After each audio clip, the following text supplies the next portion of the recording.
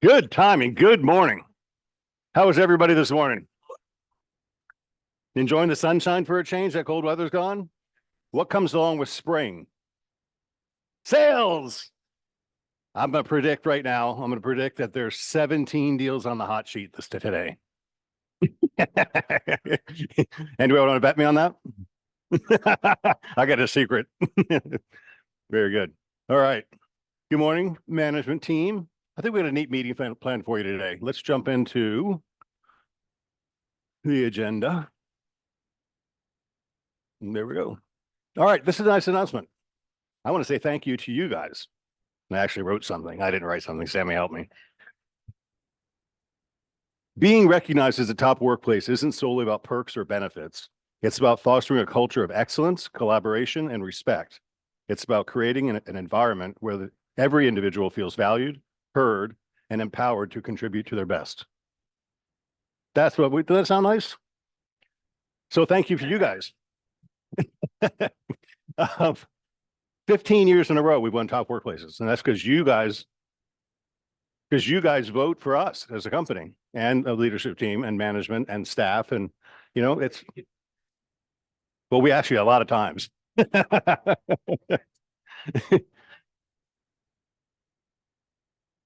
It is. Yeah. That's why Taylor's here today. Taylor's our videographer. So he's going to film some B-roll footage for a little thing. Yeah, he hears behind the scenes how weird we are. It all works. So anyway, that's impressive. So I sent you out graphics on this yesterday. So you can use these in your social media and your posts and your marketing and different things like that. We'll probably have a page right in the listing presentation from Moxie. So I'll be there for the taking. So thank you very much for your contributions. And it's an honor to be 15 years in a row with top workplaces. Cool. Today's quote, Lauren will recognize this one. All is well in the world. Anything less is your opinion. Where did I get that from, Laura? Matthew. That's how we opened a mastermind yesterday. All is well in the world. Would that be a good way to look at things? Right? What if you looked at the recent NAR settlement and said, oh shit, the world's coming to an end? Or what if you said, all is well? This is going to be better for us than it ever has been before. Right? Jim and I were just talking about that a little while ago. Right? The buyers that have ghosted you before, they're not going to ghost you anymore. They're going to enter contract. And they're not going to sign a contract with you if they're serious and motivated. So that's all is well. Keep that thought in your mind. And I stole this from Rachel yesterday. Welcome to the last week of quarter one. I still can't write my checks for 2024. All three of them I've written this year. And let's go. Paramount title, Megan. She's used to me. Good morning. How are you guys? Great. Just a quick reminder about our probate class next month. I've had a couple agents ask about it. It is going to be presented by one of our underwriters, Fidelity, with Karen Michaels. She's done a couple of our classes before, but it's going to go over probate and what documents underwriting requires for us to be able to close the transaction. So remember, when you guys have a probate file and we say we need 3 or 4 certified copies of different documents from the probate case, that's not title's requirements. Those are the underwriter's requirements. And we have to abide by those because they insure your policy, not title. We issue the title and we are certified under it, but they are the ones that approve it and insure it. So keep that in mind when we tell you we need those documents. I know sometimes you want to bite our heads off, but we are just the messenger, and we send everything back to the underwriter for review and approval. He who has the gold makes the rules. And in this case, it's the underwriters, right? Don't we have a new employee that you want to introduce at some point? We do. Let me grab her. Hey, Tammy, do you have a second? Because our order count has grown a lot. And we only have 3 employees and we're kicking Brandon's butt. And Brandon has 15 employees and we're beating them. Yes. This is Tammy. She is our new CSR. Hello. So she's going to be the one answering phones, answering some questions. If you come into the office in Apollo Beach, she's now at our front desk. So she'd be the one to talk to you guys and push you where you guys need to be. So if you need anything, you can reach out to Tammy or one of us. But she has been added to the team and she's been a wonderful addition. Great. Welcome, Tammy. Cool. Thank you. Oh, it's end of the month for you, isn't it? It is, yeah. This Friday is mostly busy, but it's not too bad. Joy had 25 closings on her desk yesterday. Rose was afraid to come up. Last week was pretty busy too. Middle of the like the week before and the first of the month, I've seen have been more busy than the end of the month. So they're listening to you, Craig. That's good. I like it. Please don't close on the last day of the month. It just makes it so hard. Cool. Makes us pull our hair out. Thank you, Megan. You're welcome. You guys have a great week. Okay, a little bit Craigisms for you today. Defending our business model, defending our integrity and our reputation in the marketplace, right? So that translates into the settlement stuff talks with us demonstrating our business model, which is to represent our seller well and offer compensation to the cooperating broker. Because that leads to our reputation in the marketplace, where other agents are going to really like selling our listings because they're going to have to beg for commission. And that's our integrity to our business model. So those are the three words. When you guys are talking about commission reductions, I'm going to talk to you about those three words, just so you know. And a reminder, because not everybody's on every meeting, transaction brokerage is our new standard. We have a guest from Coldwell Banker here. You're not allowed to do single agency, are you? Not at all. We've always allowed single agency. Now the commissions are dropping to 2.5% in many cases. We're going to drop our standard from single agency to transaction broker. But you're still allowed to offer single agency, but I want you to charge 3% to do it. You don't have to, but I want you to, because it's worth it, right? You pay more for the premium luxury edition than you do for the other one. So that's a tool in your pocket to put more money in your pocket. All right. Local market info. We're going back to that. Rachel's prepared a little presentation. So we've gone around. We looked at the Panhandle. We looked at Sarasota. Now we're going to look at the beaches, just so you get a little area of what we're doing here. So Ms. Rachel. She's a PowerPoint and everything. You got to unmute, Rachel.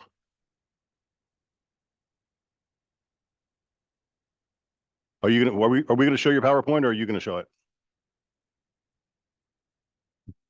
Once you unmute, we can hear you. Rachel.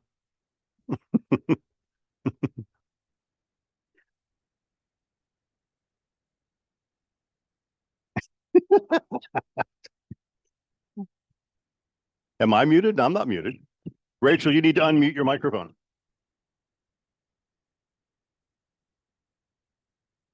Hello?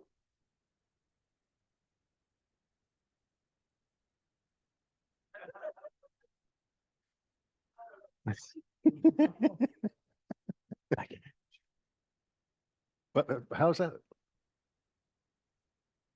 I mean, I could just. Hey, Roger, can you tell Rachel she's muted?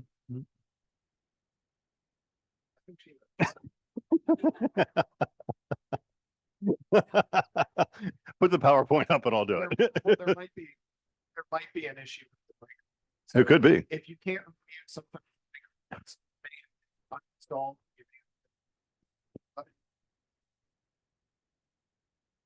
Well, put the PowerPoint up and well, let's let her do it. She made it. Okay. All right.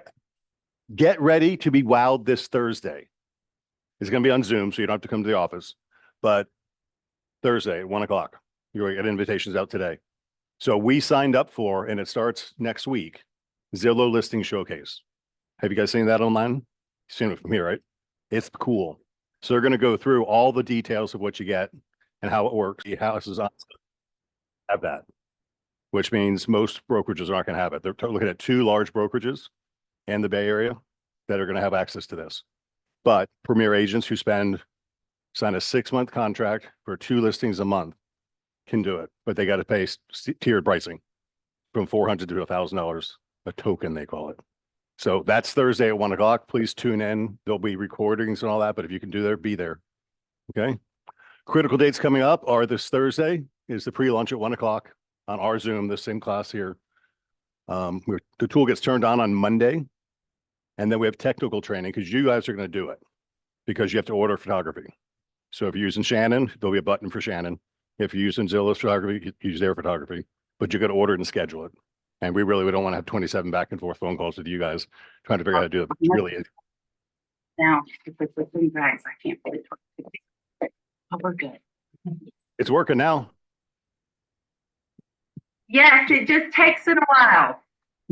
We just need the technology upgrade over here. That's because you're overseas. Apparently, that Tampa Bay Gulf is wider than we think, right?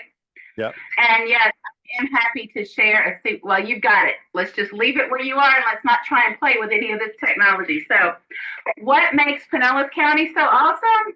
Beach, please. Of course, it's our beaches. And we have miles and miles of them. Pinellas County has got like 588 miles of coastline. So we are really famous for our beaches. We routinely rank in the top 10 in the USA, top 10 in Florida. And part of that is some of the preserved beaches that we have. Like if we start in the north, we have Fort Howard Park, Sunset Beach. We come further down, we have Honeymoon Island, Caladesi Island, Sand Key Park, which is really famous, adjacent to Clearwater Beach. And then, of course, further south, we have Shell Key and Fort DeSoto. And those are some incredible places. So, oh, you got the next slide. Awesome. Where is Pinellas County? Well, we are the peninsula halfway down the Florida Peninsula. You can see right there, if we go on to the next slide, we're going to go into a little bit closer. And just a few quick facts about us. We are only 38 miles long and 15 miles wide at the widest point, but there are times when it will take you a solid hour, if not longer, to get all the way across the county. And these are 2020 figures that I have here, by the way. So we are the 7th most populous county in the state and the #1 most densely populated. And as of 2020, that was about 3,500 people per square mile. But since the pandemic happened, everybody and his brother has moved here. I am certain that our population is well over 1 million now. St. Pete is our largest city. It's about 260,000 people. And it's also the largest city in Florida that's not a county seat. Also happens to be the 7th largest city in Florida, but I didn't put that on there. Tarpon Springs is our oldest city. It was incorporated in 1887. And this peninsula was discovered by Pamphilo de Narvaez, and I apologize for murdering the Spanish pronunciation.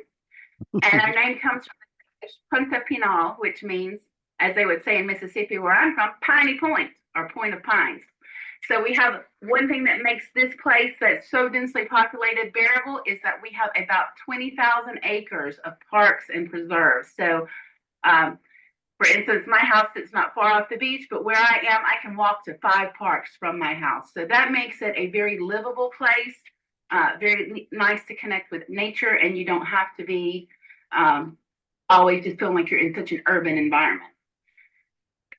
And while we're on that same slide, I'm going to go ahead and just start and give you a few high points of the different communities that are on our peninsula. Tarpon Springs in the north, as I mentioned, that's our oldest settlement. It was primarily a Greek settlement. And from Greek expatriates, there's a famous sponge docks there. They do still have the Epiphany dive. They'll dive for a cross. It's part of their Greek heritage there. It lots of little Greek shops and pastries and the Sponge Dock Museum that's there. And they also have a little aquarium there. It's a great little town, a lot of fun. Definitely need to visit it if you haven't. Then if we come a little bit south, we've got Palm Harbor. If you follow golf, that is famous for the Innisbrook Resort there. Then we have Dunedin, if you like your towns with Scottish flair. And in fact, they have the Highland Games that are coming up on April 6th. Clearwater Beach comes next, and that's pretty much tourist area. Locals don't go there. Back in the pandemic days, we had, there was a meme that went viral. It was just everybody, it's like, Clearwater Beach is so crowded. Florida's not distancing. They're ruining everything. And I posted that and I said, it is not Floridians who are there. It's y'all. We don't go there. So, but it is probably the most famous beach. It is really primarily a tourist mecca. And of course, it's the home of the Clearwater Marine Aquarium where the dolphin Winter lived from A Dolphin's Tale until she passed away last year. Now they still do have other rescue dolphins there. Hope is one of their dolphins, and she gets her tail. So you guys should go and check that out. Then we have Bel Air Beach and Bel Air Shores, and they're known for exclusivity. In fact, Bel Air Shore is the smallest town in Florida, and it is 100% residential, and they like it that way. No business, no anything else, just residences, and they're all pretty much Gulf front. So That's their exclusive area. Then we come a little further south and we've got what I call the residential sort of tourist beaches, but we have a laid back vibe. That would be Indian Rocks Beach, Indian Shores, Reddington Shores, North Reddington, and Reddington Beach. They have, you know, good restaurants, but they're just kind of still small beach towns, laid back, a lot of fun.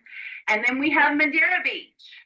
And if you belong to our company and you haven't heard about what's going on in Madeira Beach, you've not been paying attention. So I'm not going to reiterate all our wonderful projects that we have going on there, but Madeira Beach has undergone a tremendous renaissance that was led a lot by Jeff Beggins. And I can remember going to our council meetings with our Say Yes to the Development t-shirts. We fought long and hard to get that to come into the 21st century. And if you don't know about it, you need to check out thebeachprojects.com. And if it is not on your Moxie website, then you need to add those pages to your Moxie website. And Jimmy will laugh when I tell you this, but if you don't know how to do that, call me. That's one thing I can actually walk you through. So be sure that those are up. Check them out because we have great opportunities there for you to own a beach home that will pretty much pay for itself. Or has the possibility of paying for itself. Let me be careful how I word things. So then going a little further south, you have Treasure Island, St. Pete Beach, that's Gulfport, Pasadena, Sunset Beach, and those are kind of the cool, kitschy, old Florida vibe. Beautiful views of the Skyway Bridge. In fact, Gulfport's motto is proudly weird, and that kind of describes that whole section there. Very artsy, very different, very cool. Then if we come around, like I mentioned, we have water on all sides. So on the other side, we still border water. It's just Tampa Bay, not the Gulf. So that St. Pete comes next, and we have down there the pier and, of course, Vinoy Park, which is going to be one of 2 autograph Marriott destinations in St. Petersburg area. The second one coming on Madeira Beach, of course. And you go up north and around there, you have the Gandy Causeway, and that area is called the Redneck Riviera, and that's because people will drive out there on their trucks and, you know, they go fishing and fun stuff like that. Then we have Safety Harbor. It's famous for, there's an artist that lives there who has completely done her art yard with all these different glass projects and mosaics, and people will drive by just to see her house. And of course, there's Philippe Park there too, which is famous for the shell mounds from Florida's earliest inhabitants, are Native Americans.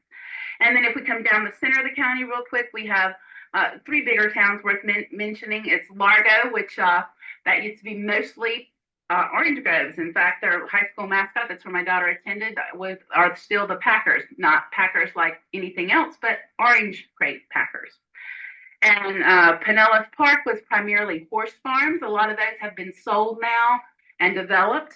And then, of course, we have Seminole, which was incorporated in the 1970s, and they have a statue commemorating that with a man in a leisure suit. And if you guys lived through that double knit polyester time, you'll find that just as funny as I do. But so that's our little towns in a nutshell. It's a really great place to live. What else makes it great? Well, let's go to the next slide. We are part of Tampa Bay. Of course, we are the home of the Tampa Bay Rays at Tropicana Field, but they're soon to get a new home down there. We have 2 major league spring training grounds here, one in Clearwater for the Philadelphia Phillies, and then in Dunedin for the Toronto Blue Jays. And so we have 2 minor league teams as well. It's the Clearwater Threshers and then the Dunedin Blue Jays. We also recently hosted a couple months ago, or last month, I believe, the Firestone Grand Prix. And then we also, I mentioned Innisbrook at Palm Harbor. That's the home of the PGA Golf Championship, the Valspar Championship, which was last weekend. So those are some of the great sports things that we have going on here. And of course, we have all sorts of outdoor things, as we mentioned, with the beaches. If we go to the next slide, we have some really world-class museums, and that has been a dedicated redistricting development goal for St. Pete. So we have, these are just like the top maybe 10. We have so many more than this, but these would be the major ones. The Dali Museum, who just added that lovely orange, that golden globe that's on the front. That's a new expansion for them. We have the Museum of Fine Arts, the James Museum, which is a lot of beautiful bronze sculptures and Western collections. That was founded by Raymond James, who also have their headquarters here. The founder of Raymond James, rather. Then we have the Florida Holocaust Museum. You cannot go through that one and not cry.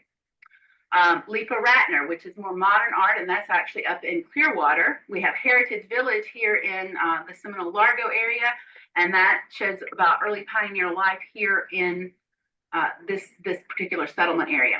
We have the Chihuly collection. If you've not seen Dave Chihuly's work in person, you need to go.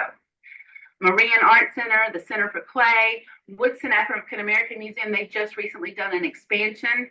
They have a big, beautiful mural out there right now. And then we have numerous murals from the Shine Project that are throughout St. Pete, but it's not just St. Pete. They're in Largo, Clearwater, along the beaches. And one more fun fact about St. Pete Beach that I forgot, if anybody is a Hell's Kitchen fan, Robert from one of the seasons actually has a restaurant down there, Focheesy. So check that out if you're there. And then we'll move to the next slide, because it's not just that we have art, we also have lots of cultural opportunities. Our higher end theaters would be the Palladium, the Mahaffey Theater, Ruth Eckerd Hall, and Janice Landing. Those are some great concert venues. Then Downtown Nightlife, Goodnight John Boy, which is a new disco that just opened up not long ago. If you're of that certain age, you will remember that's based off saying from a TV show called The Waltons. There's also a place called the Concrete Jungle. And I had to get these from some of our younger members because I have kind of passed the expiration date to know what hot nightlife is. Enigma Nightclub, they are really famous for their drag shows. They've been around for quite a while. Katiki on Sunset Beach. And then we have Ruby's Elixir, which is modeled like an old-fashioned speakeasy, and it's a jazz club.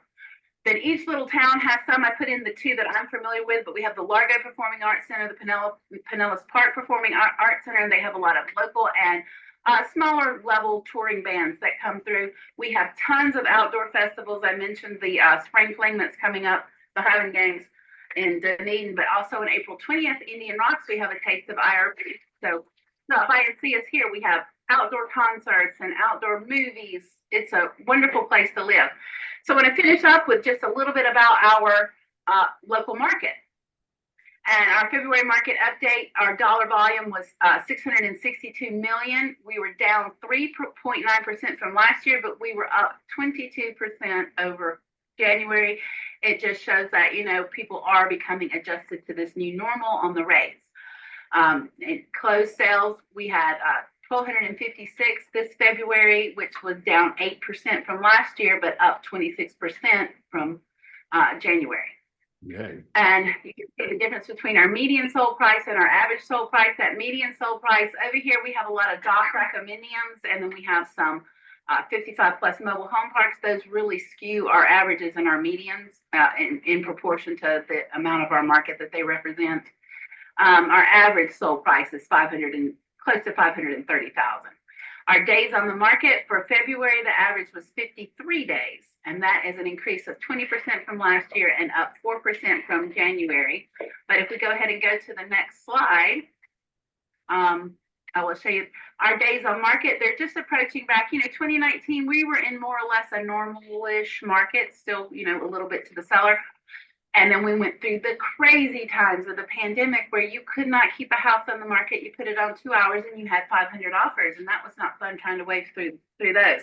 So now we have approached back to a normal market. You can see we hit a dip in July when the market, last year when they kept raising the prices. But now you can see when they lowered the prices rather, and then the prices raised, and we've gone back up to about 35 days on market. And then the last slide I added this morning, back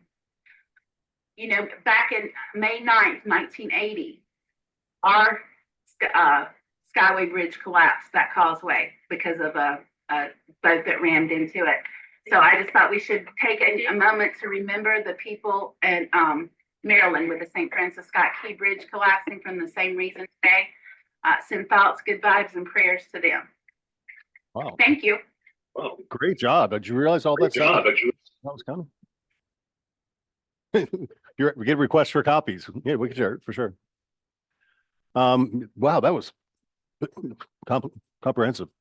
Okay, things you should know. Just hit my inbox if you would.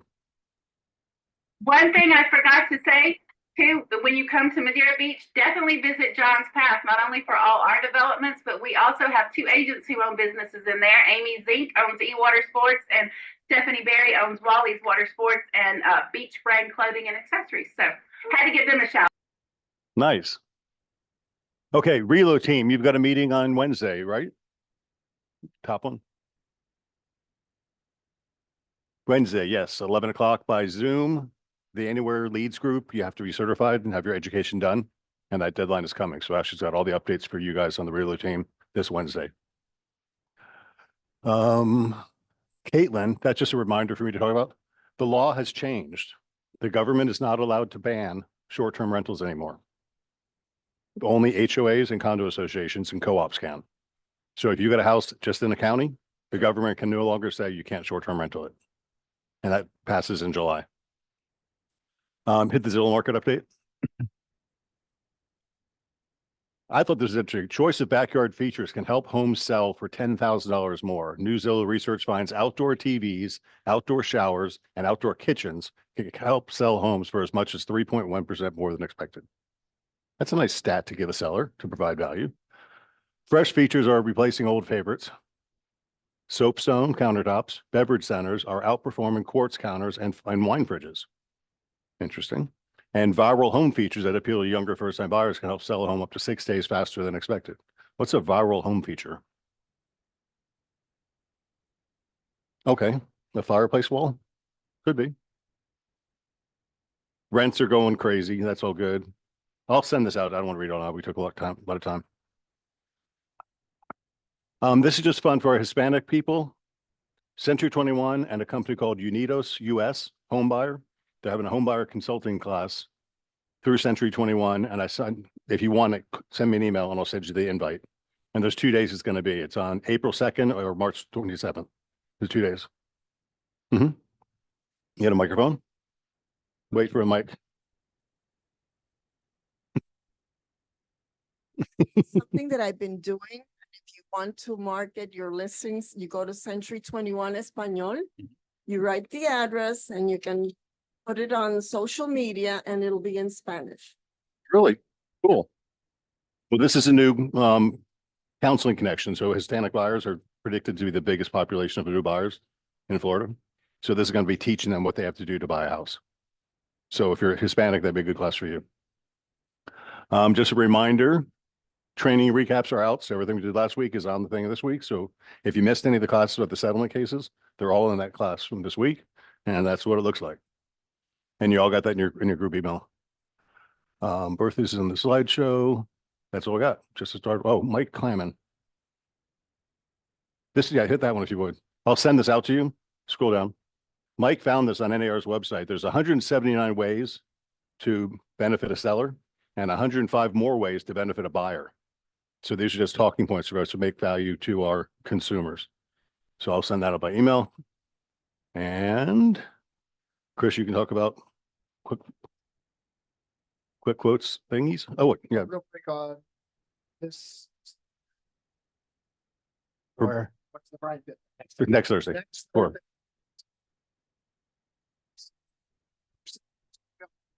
Log into the morning meeting to catch the morning meeting class.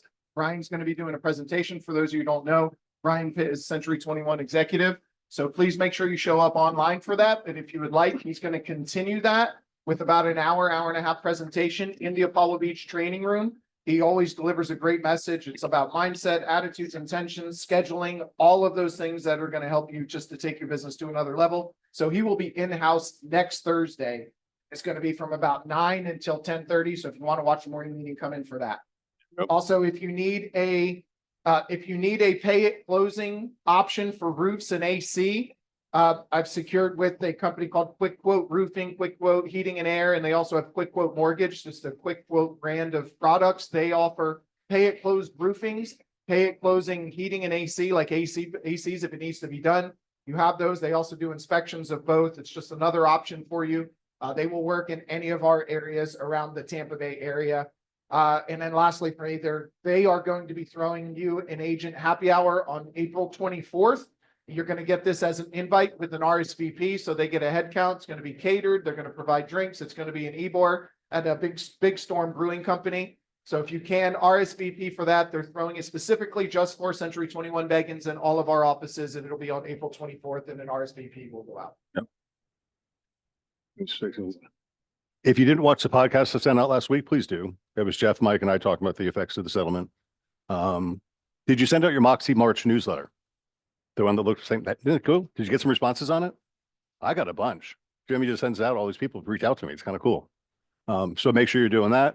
In case you missed it, Angela sends out those every week. And This Week in Learning tells you what we're going to do this week coming up. So read your emails. That's all I can say. Happy birthday this week to Heather Dana from Madeira Beach, Jennifer Crescent from BE3 Pasco, Alexa Bueller from Apollo Beach, Tammy Mahigan in South Tampa, Frank Costa from Miami, Abriana Pettit from the Roman Group, Kaylee Wims from South Tampa, and Kalani Heyman from Apollo Beach. All have birthdays this week. And I always like to put out the awards. All you need is 140,000 in gross commission this year, and you are in the path to Centurion. Masters Ruby, it's a major accomplishment to get to. So we figure that can be about 14 transactions in our market right now. So just over one a month in your master's level transactions. And now we break off to individual office meetings. Anything else for the greater good? Nope. Okay. Happy Tuesday.